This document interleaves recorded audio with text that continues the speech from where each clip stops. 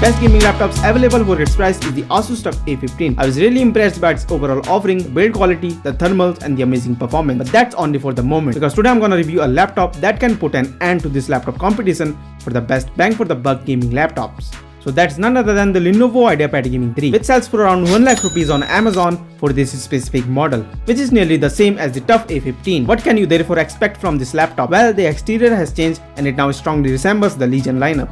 Naturally, the assembly has a slightly lower quality to keep the cost down, and the whole cooling system has been shifted more toward the back, which is a good thing because it prevents keyboard from absorbing as much heat. For the specs, it comes with Intel Core i7-12700H with 14 cores, out of which 6 are performance one and the other 8 are efficient cores, and 20 threads as usual.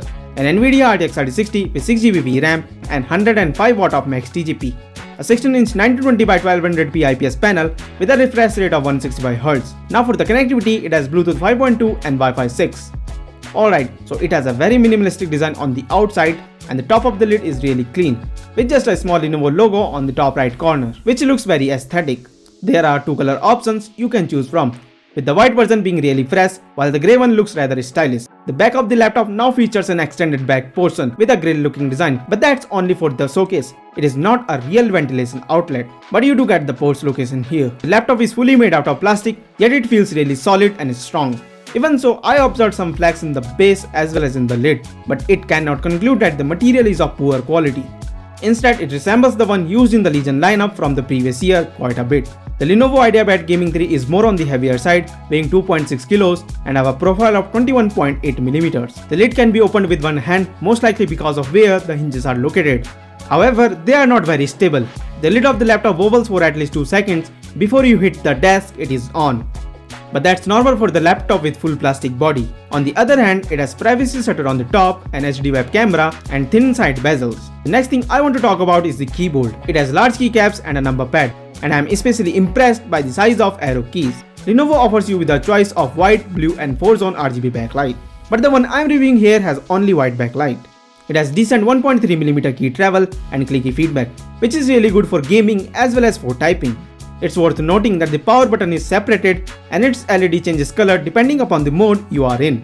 By pressing F1 and Q key simultaneously, you can toggle between 3 modes: quiet, balanced and performance. The speakers are located on the bottom, as is the ventilation grill. Now if you look at the ports, on the left hand side there is a USB 3.1 Gen 1 Type A port and a headphone jack. On the right there is a single USB 3.2 Gen 1 Type A port, and all other necessary ports are located on the back, which includes a LAN port, HDMI 2.1 connector, a USB 3.2 Gen 2 Type C port, which support power delivery and DisplayPort output. Inside there is a 71Wh battery which can easily last about 3 to 4 hours of video playback and web browsing, which is more than enough for a gaming laptop. So I don't have any complaint about the battery life at all. Now for the upgrading options.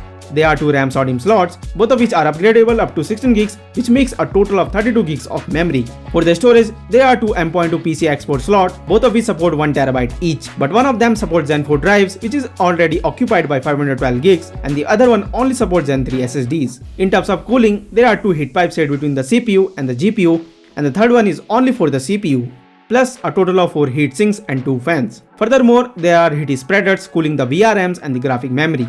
The IdeaPad Gaming 3 comes with a 1920x1200p IPS panel running at 165Hz refresh rate.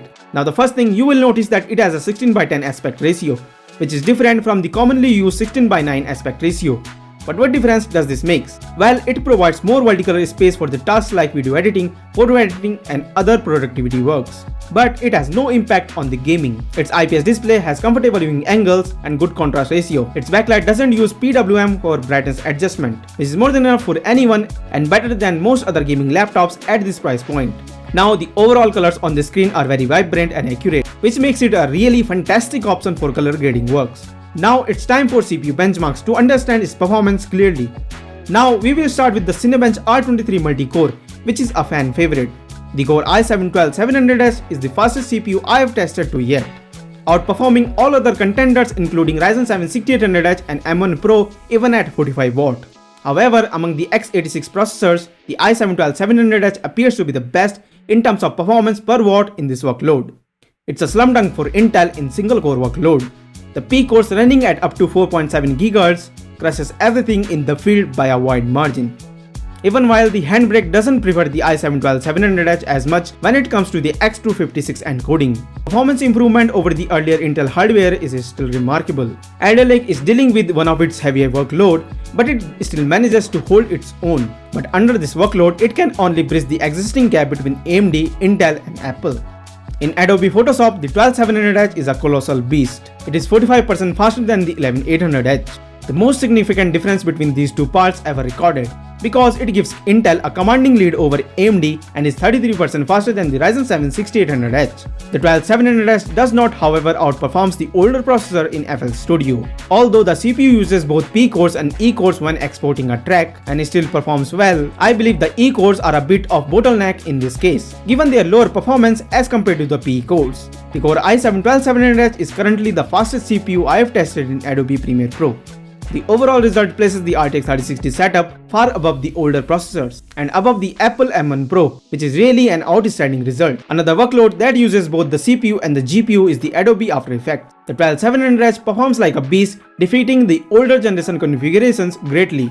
To know how the 105W RTX 3060 actually performs, here are some gaming benchmarks. All of these games are tested at 1080p resolution with the highest graphics settings to see how much juice you can squeeze out of this laptop while playing games at 1080p.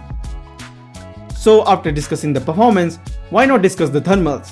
And the thermal setup of this laptop is by far its best feature. The temperatures of this laptop are icy cold for a gaming laptop. During a stress test that puts the CPU and the GPU under heavy load, the temperature never exceeded the 75 degrees Celsius mark in any mode, be it quiet, balanced and performance.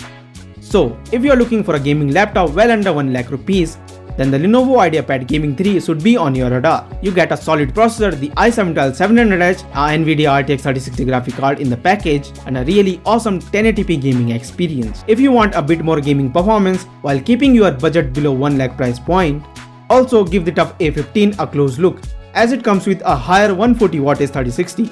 Well, I know you are totally confused between the Lenovo IdeaPad Gaming 3 and the Asus TUF A15. But don't worry, because I'm going to upload a comparison video between these two in a few days, which will surely make you decide which one is better for you. But until now, if you have already decided which one to buy, you can do so by clicking on the Amazon links in the description box down below. So that's it for the review. Thanks for watching. If you have any question or concern about this laptop or any other laptops you are deciding to buy, you can let me know in the comment section down below. I will be glad to help you out. Now, if you haven't subscribed to my channel, then click on the subscribe button. I will see you in the next video. Till then, bye bye.